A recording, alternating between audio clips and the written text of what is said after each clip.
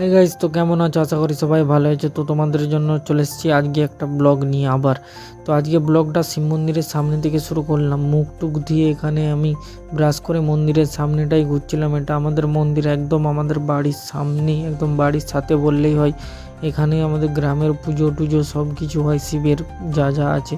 তো আমি এখান থেকে একটু ঘুরে চলে আসি মুড়ি বেড়ে দেওয়ার পর মুড়ি খেতে। তো আজকে ঝুরি ভাজা আর আলু ভাজা দিয়ে মুড়ি, তারপর মুড়ি টুড়ি খেয়ে আমি ভাবতে থাকি যে আমার এখনও কোম্পানি বা কাজের কিছু ঠিক হলো না। ব্যাঙ্গালোর থেকে আসি, কী হবে না হবে, প্রচুর টেনশনে আছি। চারিদিকে ফোন করছি, কাজের করছি, একটা তো কাজ দরকার, কারণ এখন তো এইসব দিকে আর কিছু হচ্ছেও না।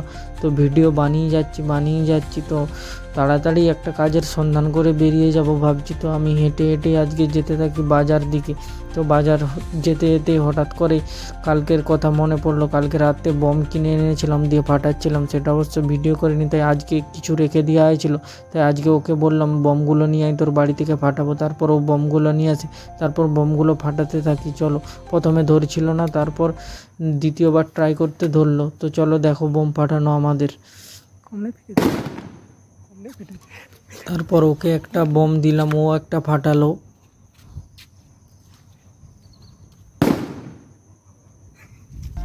তারপর ওইখান থেকে এসে আমি স্নান সেরে নিয়ে সোজা বসে পড়ি ভাত খেতে। তো ভাত টাত খেয়ে আজকে লাউ খাড়া আলু তরকারি, ভাত আর কাঁচকলা ভাজা ছিল। তো বিকাল হতে আবার বেরিয়ে পড়ি ফাঁকের দিকে। আর আমাদের গ্রামের, আমাদের পাড়ার রাস্তা দেখতেই পাচ্ছ, গ্রামগঞ্জগুলো এরকমই হয়। আর কি সুন্দর সবুজে সবুজে ভরা চারিদিক। তো আবার বিকেলে চলে আসি এই রাস্তার পাশে যেখানে আমরা বসে থাকি। এখানে আমাদের ভিডিও শ্যুট করছিলাম আর ব্লগও বানাচ্ছিলাম। তো এই ভিডিওটা কেমন লাগলো জানিও।